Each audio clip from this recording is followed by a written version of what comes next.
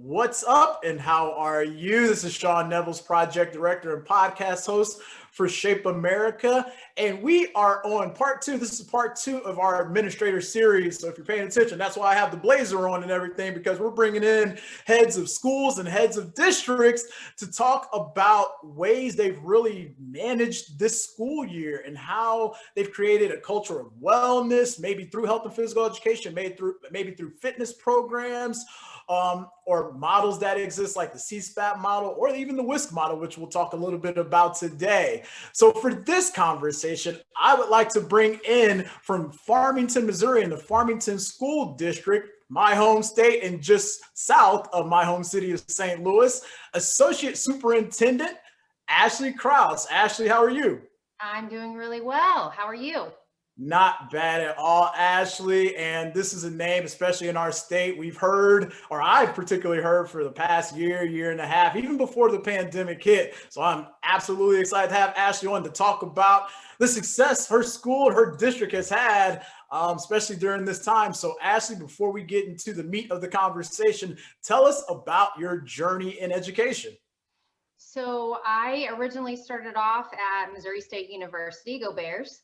Go Bears. And yeah, so I started off little unique, had a, I do see that. Nice. So we are a family that have all attended Missouri State University, started off there as an elementary education major, went into special education as a minor. So I graduated, came out, and of course with special education, what's your preference? Oh, elementary, that's been my experience. And they placed me at the high school level. So with that, Yeah. So what's your favorite subject? What do you feel most, strong in? Reading for sure. So they placed me in math. So I say all that in jest, but it actually molded and showed me that you can never stop learning, and you need to just jump in and get in there and fill the need. See a need, fill a need. So I spent 5 years teaching at Farmington High School. After that, received my master's in administration at SEMO. And then after I received that, I went directly into an assistant principalship at the high school. That probably was one of my favorite jobs next to the job that I'm doing now. Loved that. You're still in with kids, but you're able to do a little bit of leadership role. Left that role, and then I was director of special services for several years, so probably about 10 years. So passion again, special services, inclusive practices. Received my doctorate from SLU, and then from that went into an associate superintendent role, which is where I am currently at. And my apologies, I forgot to mention Dr. Ashley Krause, ladies and gentlemen. Right. Dr. Krause we have in the house, and definitely just an absolute range of experience. It's funny when you were starting talking about, okay, you had this expertise, but they put you here. In my my start in education, my degree's in physical education, but we had like 1 or 2 classes around adaptive, but that was my first experience. So yeah, but it's humbling experience, right? It's all humbling and all just opens you up to a lot more experiences and a lot of new things like that. So, all right, your school district, once again, as I said before, pretty big when it comes to healthy schools in Missouri, because you've created this culture of wellness. So go into that for our audience. Sure. So I would say it probably started off in a deficit that we had, which was in our physical education classes. So our physical education professionals will tell you that they believe that they were in a rut. This was probably about 4 years ago, and they were reaching out to say, how can we make ourselves better? How can we make our programs stronger? How can we make kids want to participate in physical education? And, in the beginning, I kept looking around and thinking someone should really fix this. And, we've got some issues and problems, and these teachers aren't feeling supported. And so as an associate soup, I would say, come on, principals, jump in there. Let's get this taken care of. Took me about a year before I figured out, what, hey, this person back here isn't probably going to do it. Why am I not doing it at the role in which I'm in, and some of the passion that I had for it. So it started in PE. So we actually, I started researching, and when you don't know a lot about things and you are a researcher and you look in, you talk to people and you network, they send you to the correct people, which was actually SHAPE.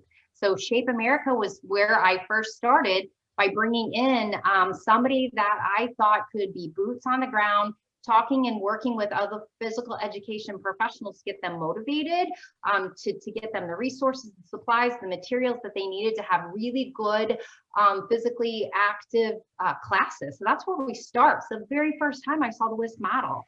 And I remember sitting in the back of the classroom as I'm participating in this physical education, professional development, thinking, that just made everything click in my mind as a leader, to look at that and say, look at all of those components. So, you know, that's where it really first started, was with physical education and that group of 14 individuals that we had in the room, and that leader that came in to show us, this is an awesome, you know, structure that you need to be following within your district.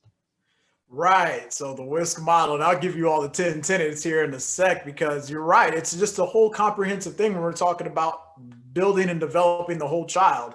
Because as we heard a little bit from our first conversation with Scott Taylor, is that when you're developing the whole child, you're doing all these different things to get to those academic outcomes that we all seek for our students and going on into life. So you have your 14 members that are a part of this team. So how did you go about implementing this WISC model for your district and your schools? So again, we were very siloed. So as a district, I think that we had really good pockets of greatness, is what we like to say. So we had pockets of greatness, but not a good structure. So when we looked at our counseling center, we said we have great professionals in our counseling department. We have great professionals with our social workers, great physical education leaders, great nurses.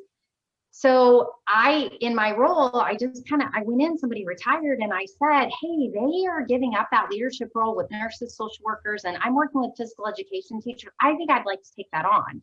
And of course, my superintendent is like, Ashley, I'm not sure you're going to have all the time in the world to work with this. And I said, but if I have a passion for it, and I really believe that we could drive wellness and a true wraparound model around a child, you know, can we do it? And he said, absolutely, do what you need to do. And he kind of leaves us be. So I took it on and started to look at those isolated units. And the very first thing we did was we formulated a health and human services team. And just like you would do as a coach or as a teacher or as a family, you bring everybody together and you start to just build bonds and trust. You talk about vulnerability, you talk about strengths, you talk about what is the area in which you focus on, and how does that overlap into mine. So again, in the beginning, you know, we kind of did that old school, how do you build a team together? We did a retreat, we came together and we had lunch, we ate together, we met together, and we just got to know each other, because each of these different components, not only were they isolated within their department, but they were isolated vertically. So when you look at a pre-K counselor or in a 12th grade dual enrollment counselor, they didn't have time to talk with one another and build off of each other's strengths. And again, you have a child for 13 years if you start in pre-K. So what are we doing to hand off to the next, you know, the baton to the next person, to make sure that we're truly giving that child a true vertical alignment that is what's best for them. So talk time, vulnerability, and just really the first year was all about that, all about trusting one another. And when we did call it kitchen table talk time, you know, when we came to the table to talk about some confrontational items that maybe if we would step on each other's toes, we set norms, you know. So for a year, just getting to know one another. Kitchen table talks. I like that. Yeah. We might have to do that for Shape NOLA in 2022. We did coffee talks, so those went well at Lunch and Learn. So I like kitchen table talks. So that's pretty nice. So you have these conversations, and then, you know, everybody goes out and starts putting it to practice. So what are some of the things you saw, or, you know, you experienced as it's happening? You know, what were the reactions and the feedback of your students and even families? So within physical education, I will tell you that when they started actually getting resources and supplies and equipment, kids did question, and they said, what are we doing right now? We've never done this before. Why are we doing this?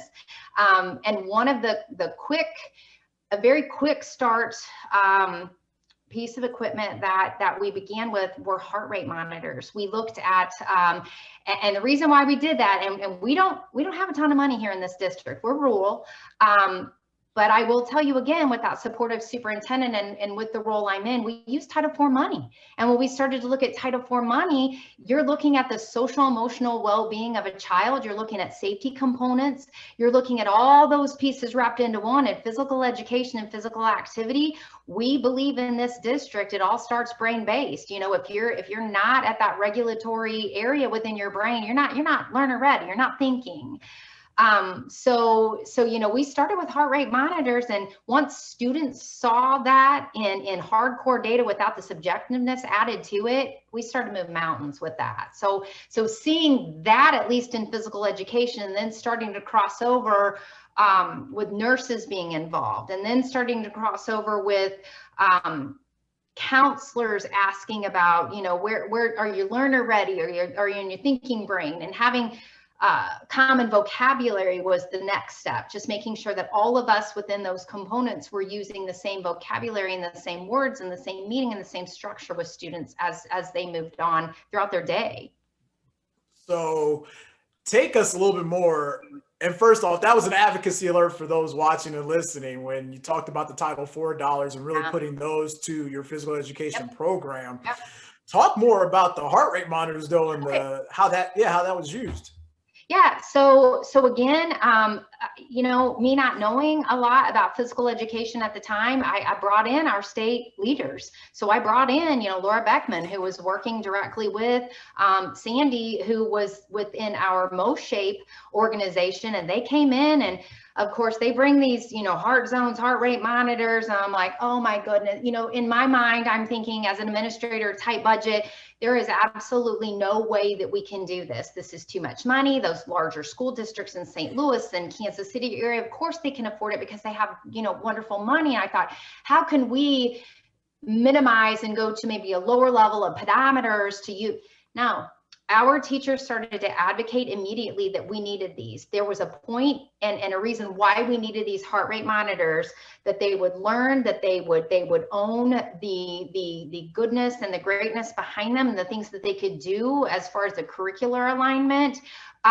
So each day when they come in, you know, these students grab their bands, they know exactly where to go. They can grab their bands, they place them on. Even when they're warming up, it will zone them, it will color them in an area, and they know what their color should be as they're working out or doing the activity. If they're standing, you know, they're blue, they're cool, and it kind of works up in the, and if you're in the red, you know, that's not positive. So then you can start to talk about, you know, you need to be in that orangish yellow range to make sure that you're maintaining the appropriate, you know, physical, you know, I'm not gonna have your words for you that you need, Sean. But you know, you're gonna be in the right proximity, and you're gonna be in the zone that you need to be targeting yourself for optimal activity. So it's able to show, are you really doing what you need to be doing? And again, it took out that subjectivity. So students that were like, I'm not that athlete, it would show that some of the athletes that were in beautiful shape and weren't really getting too active, but they were doing that nice slow paced jog that kind of looked like it was giving them something. Now you're blue. Now we need to pick it up because you're not where you need to be. And then it was also telling the students that perhaps weren't physically fit, it would maybe show them in a higher zone that teacher didn't understand where their body is working hard. Their body is showing signs that they're active. So I need to lay off of that student a little bit.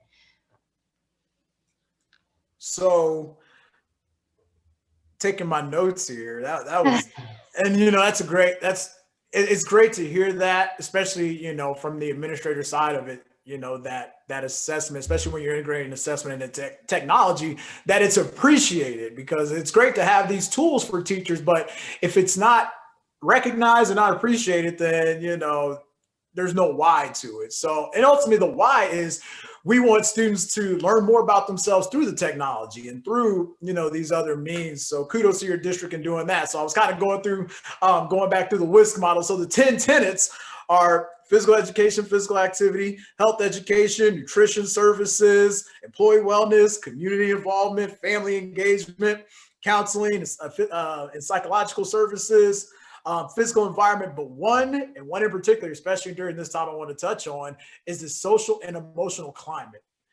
And for everything we're talking about, I would have to say that if I was in your building, or if I was in one of your buildings or in your school, in your district, that I would feel a real sense of a real strong, positive climate.